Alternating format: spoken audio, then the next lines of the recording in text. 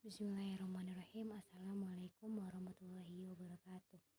Perkenalkan, nama saya Febrian Ayu. Saya dari kelas 2E, Program Studi Pendidikan Agama Islam. Di sini saya akan menjelaskan materi 1 sampai materi 7. Materi pertama yang berjudul Islamic Worldview. Worldview adalah kepercayaan, perasaan, dan apa-apa yang terdapat dalam pikiran orang yang berfungsi sebagai motor bagi keberlangsungan dan perubahan sosial dan moral. Pandangan hidup Islam adalah akidah fikriyah atau kepercayaan yang berdasarkan pada akal, yang asasnya adalah keesaan Tuhan atau tauhid atau syahadah, yang terbentuk dalam pikiran dan hati setiap muslim dan berpengaruh terhadap pandangannya terhadap keseluruhan aspek kehidupan, terutamanya tentang realitis dan kebenaran.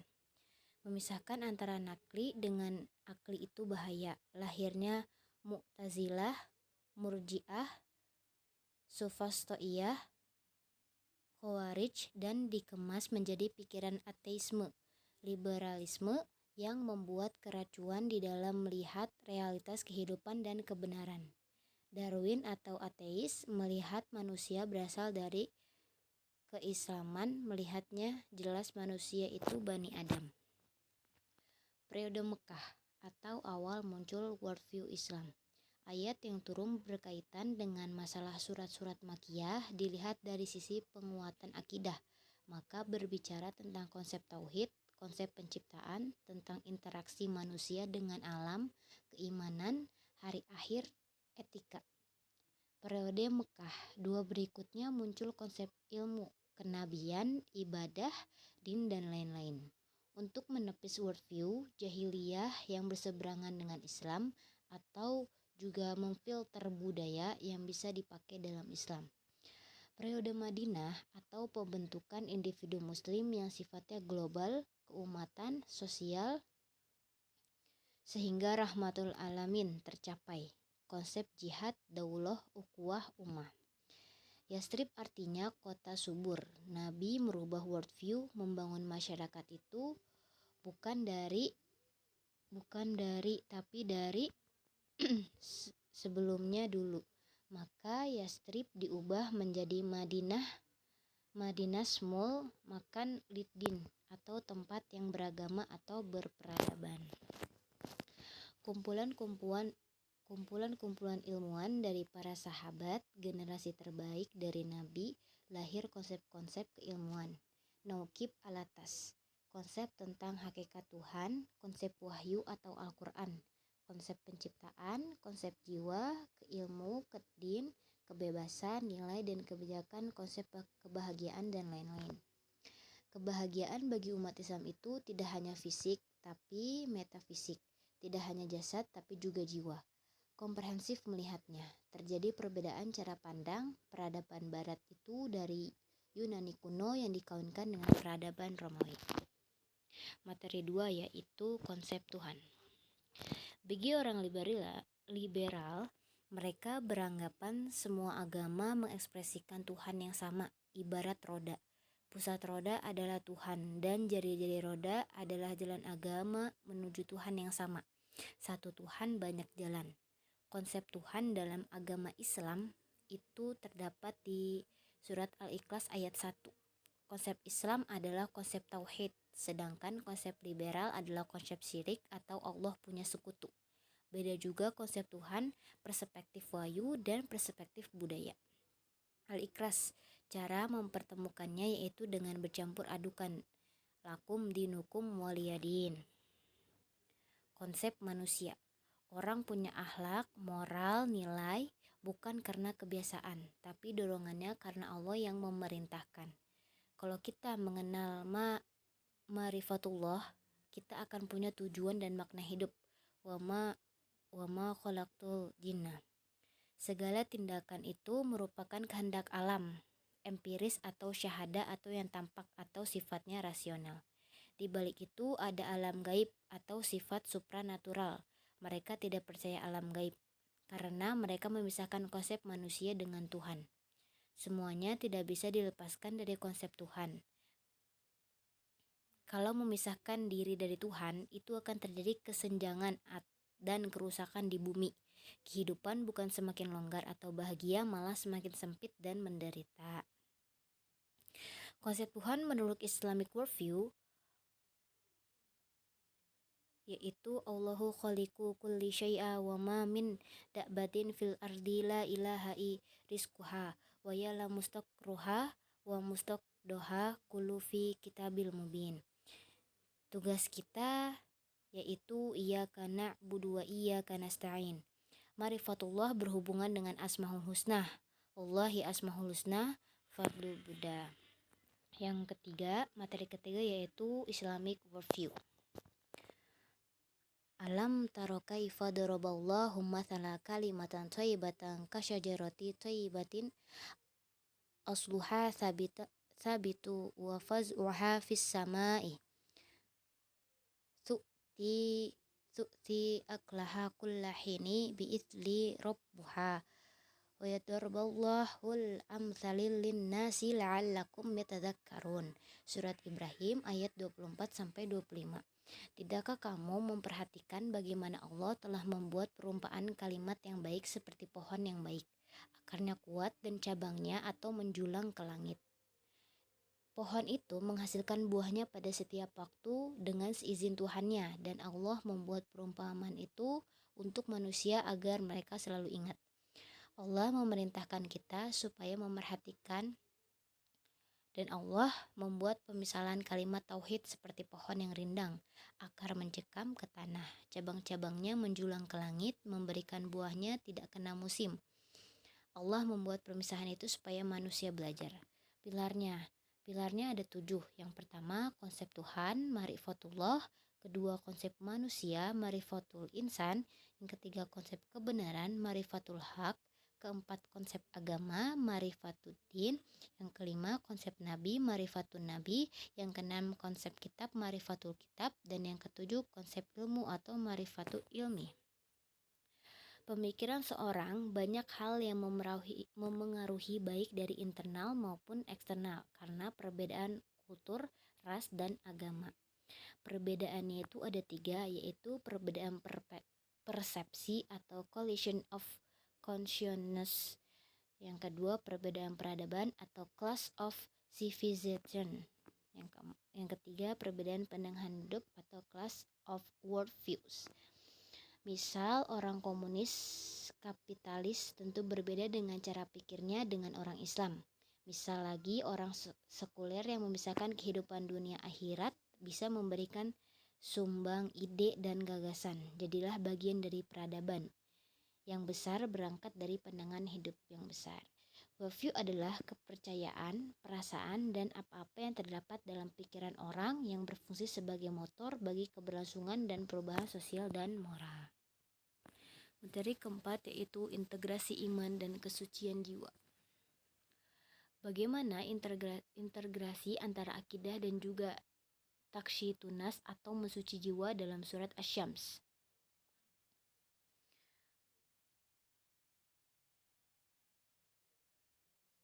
Yaitu demi jiwa serta penyempurnaan atau ciptanya.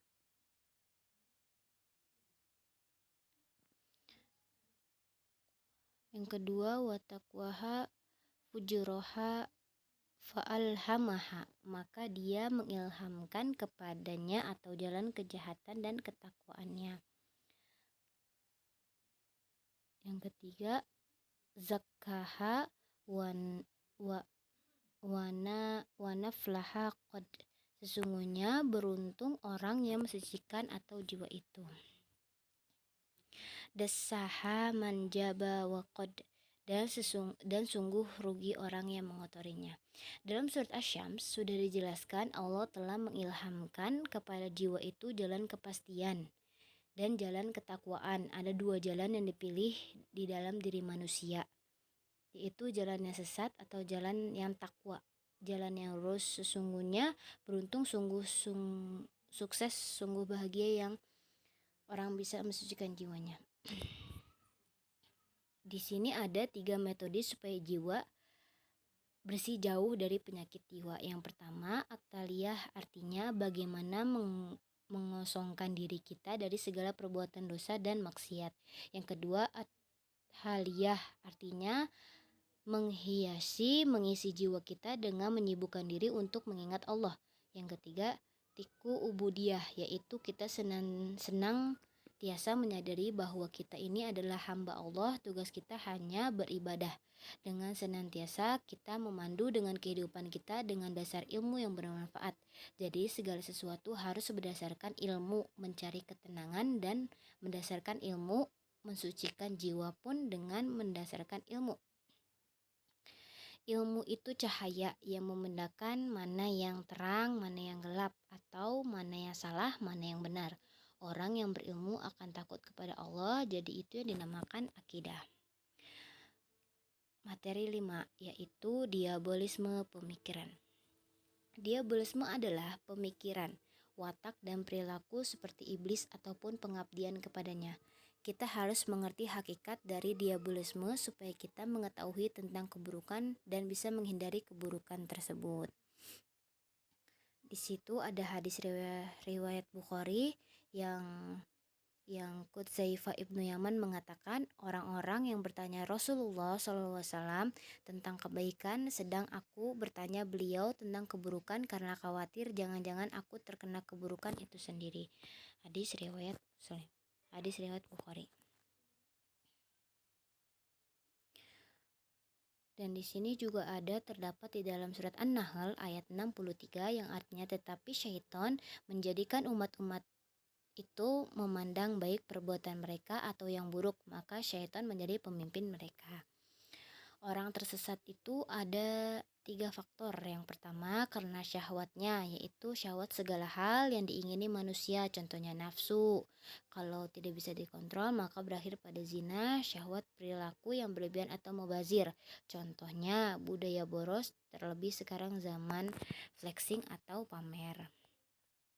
Terdapat juga di dalam surat Ali Imran ayat 14 yang artinya, dijadikan indah pada atau pandangan manusia kecintaan kepada apa-apa yang diinginkan, yaitu wanita-wanita, anak-anak, harta yang banyak dari jenis emas, perak, kuda pilihan, binatang-binatang ternak, dan sawah ladang. Itulah kesenangan hidup di dunia. 2. Karena syubhatnya atau keraguannya. Di sini hadis riwayat Bukhari dan Muslim menjelaskan, sesungguhnya perkara yang halal itu telah jelas dan perkara yang haram itu telah jelas, dan di antara keduanya terdapat perkara-perkara yang samar, tidak diketahui oleh mayoritas manusia. Barang siapa yang menjaga diri dari perkara-perkara samar tersebut, maka dia telah menjaga kesucian agama dan kehormatannya. Barang siapa terjatuh di dalam perkara syubhat, maka dia telah terjatuh kepada perkara haram. Dan ada orientalisme yang membenci Islam, yang sengaja belajar Al-Quran untuk mengubah dan mengacak-ngacak Al-Quran.